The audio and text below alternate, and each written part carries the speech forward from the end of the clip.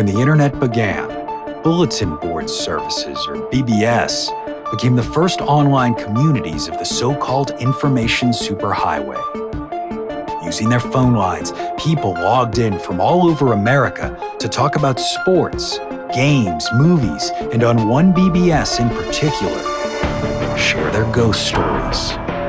Over time, those communities all went dark, except for one lone server that continues to operate somewhere in an unknown part of Pennsylvania's Rust Belt. A relic of the 1990s, veiled in mystery, it is a digital archive of humanity's strangest encounters with the unknown, as told by the people who experienced them.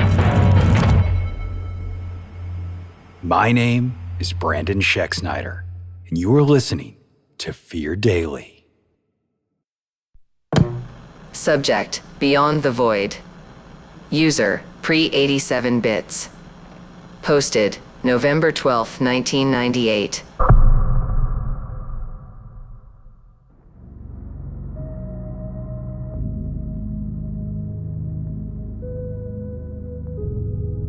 As a kid, I was more obsessed with death than most, especially my own. At least, that's what the family tells me. No one seems to know exactly why, whether I had seen something on TV that put the idea in my head or overheard other kids talking about death at school. In my recollection, it had always been there, a bit of factory direct, faulty programming that bewitched my little heart with thoughts of the end. No more thoughts, no more me, no more anything. Heavy stuff for someone that age, and it bothered my family enough they sent me to counseling. Therapy gave me the tools to recognize the topic isn't something you bring up in polite conversation. However, I remained convinced about the finality of death right up until my own.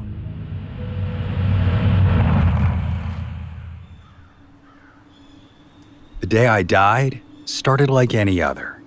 I woke up in the morning, had a bowl of Wheaties with milk, then got cleaned up and bopped out the door with my briefcase. Traffic was exactly what you'd expect from Boston, which means a lot of pissed off people who don't enjoy driving or changing lanes as if they're the only car on the road.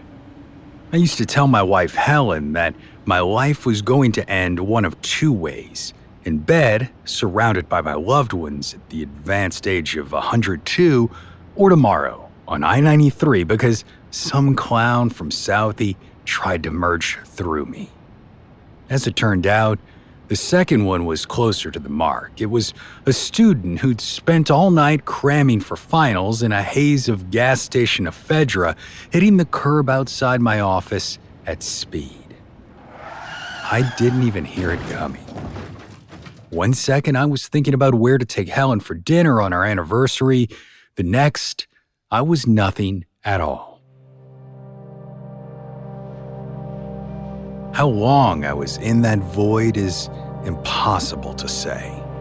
Gradually, I came to recognize myself as an observer of the nothing, which meant it had, in fact, to be something. There was an abyss, and then there was me existing inside that abyss. With that, my sense of self returned, a consciousness that once was Martin Curran floating in endless darkness. Except it wasn't quite endless. Far ahead of me, I saw something that looked like a yellow glow.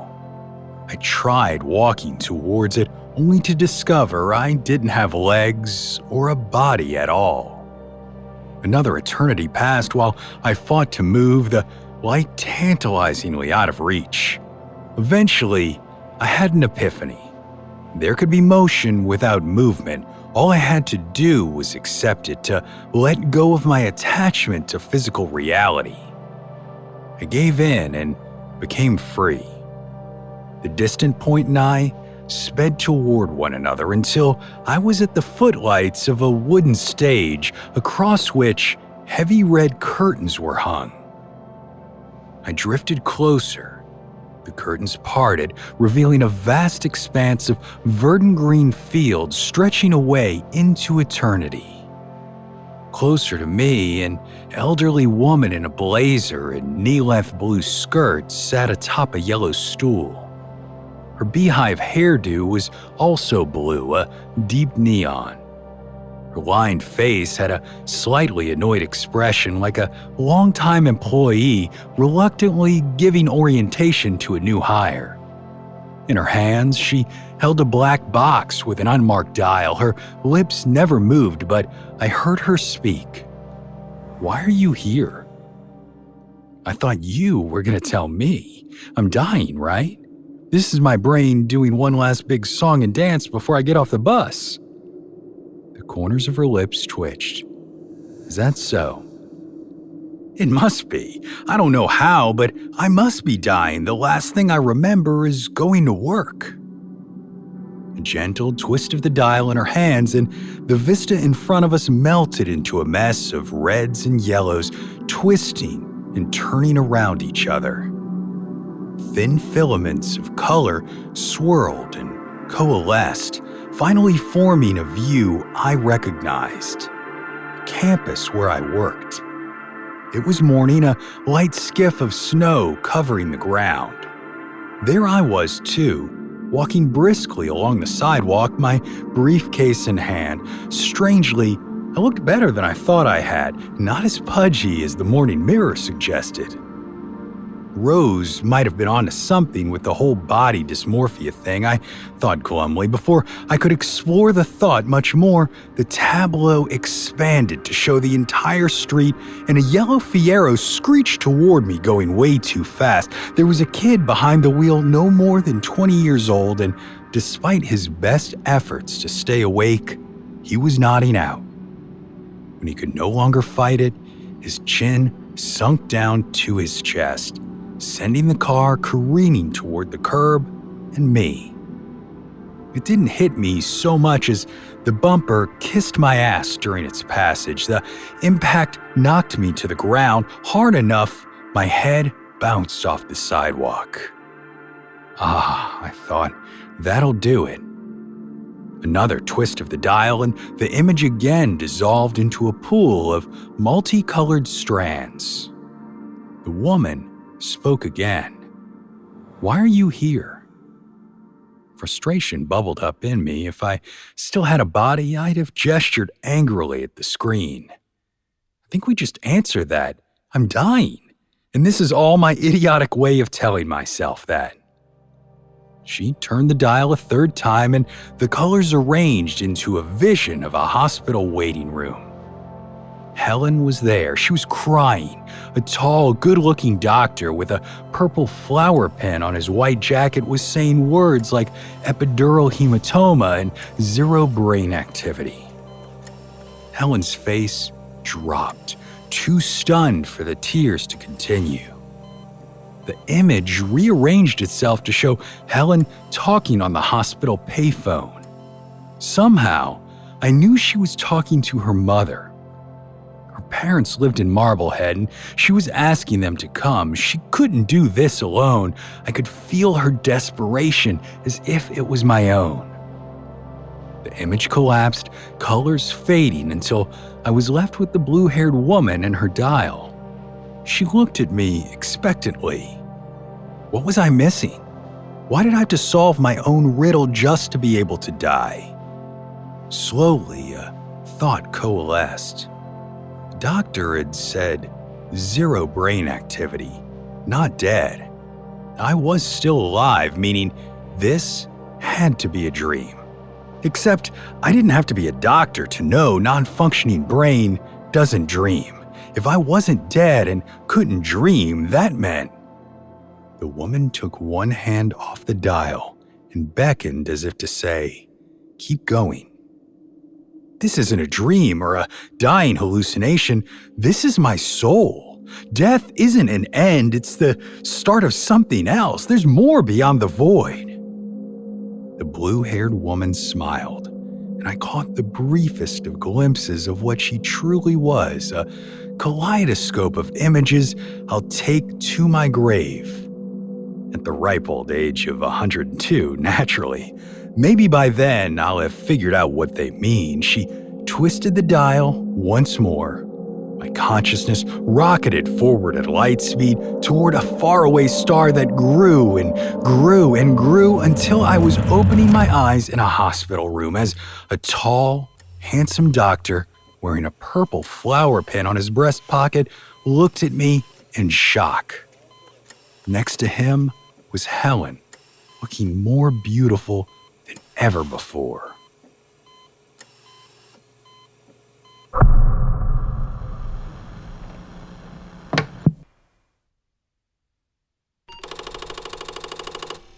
Subject, out of bounds.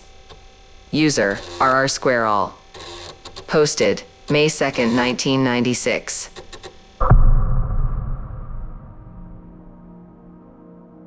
Being police in a ski town is a pain in the ass, and don't let anyone tell you any different.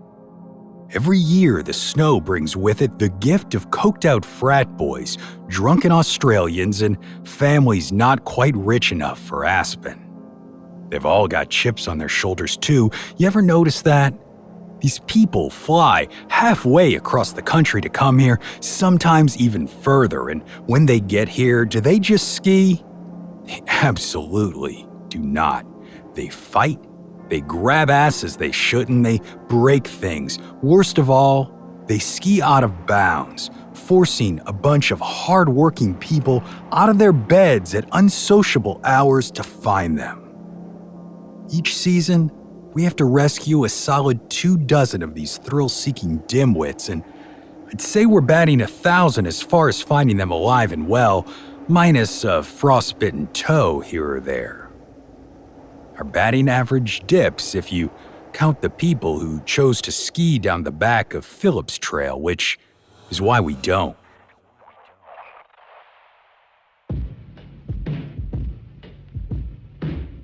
There are no official figures, and no one in town will ever talk to an outsider about it. Therefore, none of those deaths exist. As for the ones who survive, their stories are so unbelievable that it never goes anywhere, the odd National Enquirer feature aside. Take the kid who someone brought into the station house this morning, for example, Scott. Scott was a good-looking blonde kid, 6'2", and built like a brick shithouse. In any other situation, I'd have said, that kid's a bruiser, and I bet before last night, he'd have agreed. Then, he and his buddy Derek went off trail on Phillips. It had been a slow morning before Scott arrived. My deputy, Clark, was out picking up some coffee creamer at the A&P, and I was going over reports from the night before. We used to have an event in town called the Great Race that I fucking hated. Imagine living in Caddyshack, except everyone was either the Gopher or Billy Murray trying to blow the place to hell. While it was running, the evening shift reports would be 4 or 5 times the stack I was leafing through when I heard tires screech outside the station. Not a minute later, some tourist in a top-dollar purple ski suit burst in through the front door, lugging a shivering blonde frat boy-looking type who was soaked through to the skin. "Excuse me, officer, this man needs assistance." The tourist was very serious and had probably practiced that line on the way over. I looked over at Janice, our receptionist, who was already on her way to the storage closet for our cold weather kit: blankets, warm clothes, chemical heating pads. I put my hands on the frat boy's shoulders. He was ice cold. "Don't worry, son, we're gonna take care of you." His eyes were vacant, like he wasn't all there. Janice was back, standing at the door to the squad room with the bag slung over one shoulder. "You go follow Janice there and do as she tells you. When you're dry, we'll get all this sorted out, okay?" The kid nodded, though I'd bet money he hadn't really heard any of it. After he and Janice had disappeared into the back, I turned to look at the tourist. Now that the crisis was over, he looked deflated, as if he thought the whole thing would be a bigger deal. Is he a friend of yours? The tourist shook his head. No, sir. I saw him walking, how rough a shape he was in, and picked him up. He never said a word, just got right in. I didn't know where to take him, but you guys are closer than the hospital. I nodded. Where did you spot him? He crossed his arms. That's the crazy part. I got lost up on the back rounds around the mountain trying to get to the cabin my wife and I are renting. The signs are all buried under snow, you know. He was walking next to the road in the middle of nowhere. Best I can figure, he came down off the back of Phillips Trail. Shit. Time to wrap this up. I clapped the tourist on his purple shoulder, hero style. Well, you did a great thing today, my friend. That fella might not have made it without you. He beamed. You really think so? Oh yes, absolutely. There's nothing and no one out that way. You saved a man's life. We'll look after him from here. You run along and enjoy your day. A hero, now relieved of his duty, the tourist practically floated out of the station house doors. Watching his Subaru pull away, I was about to run to the cot room when Clark came in with the coffee creamer. I filled him in on what had just happened. He buried his face in his hands. His brother had gotten lost off the back of Phillips, too, a long time ago. I took the creamer and fixed him a coffee, leaving it next to him before going to the rear of the station. Our guys use the cot room if they need to log some Z's on slow nights, among other things. By the time I got there, the blonde kid was sitting on the cot in question in dry clothes, a thick quilted blanket wrapped around him. As I walked in, Janice was taking a cup of coffee out of his hands because they were shaking too much to hold it still. Anything, Jan? She pursed her lips and paused before speaking. She knew. This is Scott, she said. Scott and his friend Derek were up on the hill yesterday and went out of bounds on the Phillips Trail. It's quite a story. The kid finally spoke in my presence, his voice so high it bordered on hysterical. It's not just a story. It happened. That thing killed Derek. That thing killed Derek. He trailed off, rocking gently. Janice got the kid to lay down on the cot. In situations like this, as wired as survivors seemed, all it takes is warm clothes and a soft bed to slow them down. Adrenaline crash is a real thing. Once he had passed out, Janice and I left him there, softly closing the door behind us. We went to the squad room where the only people who might hear us already knew what we were going to say. Well, she cocked her head. What do you mean, well? You know exactly what happened. Tell me anyways. She sighed. They're from Texas, him and Derek. Here to ski, of course. They've been here for 3 days, which is apparently long enough to get bored with the Black Diamond runs. So they decided to go out of bounds. Janice put her hands up in a what are you gonna do kind of pose. They went out of bounds. Halfway down, the mountain levels out. They lose their bearings in the forest. Everyone who skis down the back of Phillips loses their bearings, and no one knows why. The closest explanation we've had is a magnetic anomaly. Even the genius who came up with that couldn't expand on it past vague muttering about how magnets affect compasses. Personally, even if no one else likes to say it, I think it has to do with what lives back there in those trees. Janice kept going, telling me a story we'd heard too many times. He says they were walking through the forest for what felt like hours. Then, as it got dark out, they started hearing knocking sounds like something was banging on the trees. Maybe an hour after that, the rocks started flying at them out of nowhere. He says Derek took one on the chin hard enough to draw blood. They stopped after that. Sure, because blood marks the choice. When it got full dark, He and Derek started to hear grunting sounds following them through the trees. Nothing visible, not right away. Just grunts and wheezing. Jesus, Jack, they didn't even see it coming. From the next room over, Scott started screaming. We rushed over, pushing open the door to find him curled up in the fetal position, screaming no, over and over. Janice tried to comfort him, but it didn't do any good. His voice was hoarse by now, his vocal cords shredded. Still, he screamed no until suddenly he wasn't making any sound at all. His jaw snapped shut, the muscles in the side of his face clenched like an electrical current was going through him. His torso began jerking spastically. He was having a seizure. Janice told me to go call Doc Eddie, so I left the room to do just that. Not 6 steps out the door, she called me back. She was sitting on the cot next to the boy who was no longer moving. Is he?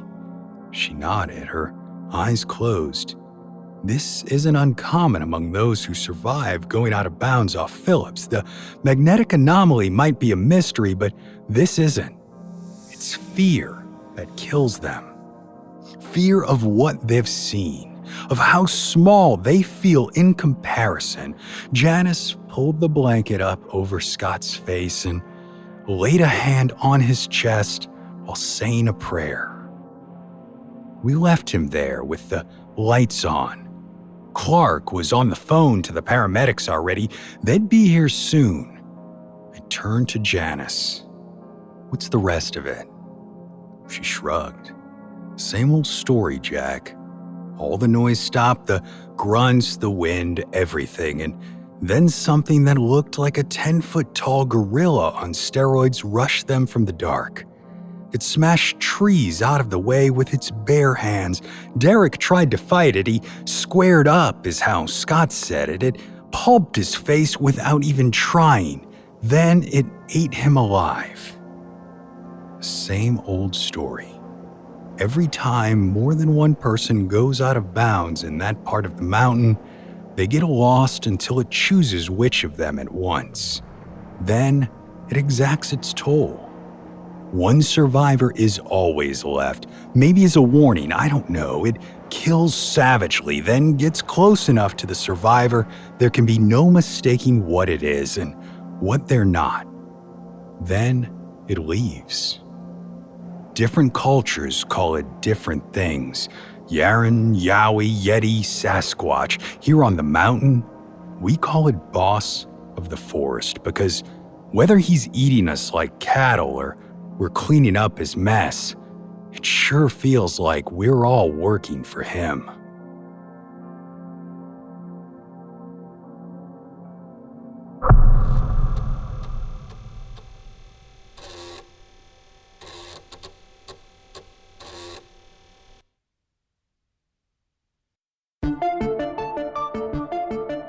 Fear Daily is an independent podcast hosted by Brandon Schexnayder and written by Brennan Storr, with Joanna Smith serving as the consulting editor, audio production by Rachel Boyd and sound design by Southern Gothic Media. This podcast is a work of fiction. Names, characters, places, and incidents are either products of the author's imagination or are used fictitiously. Any resemblance to actual persons, living or dead, or to real events or locations, is entirely coincidental. Ad-free versions of Fear Daily are available now on your favorite podcast apps. For more information, visit feardaily.com. But move fast, before the server goes offline.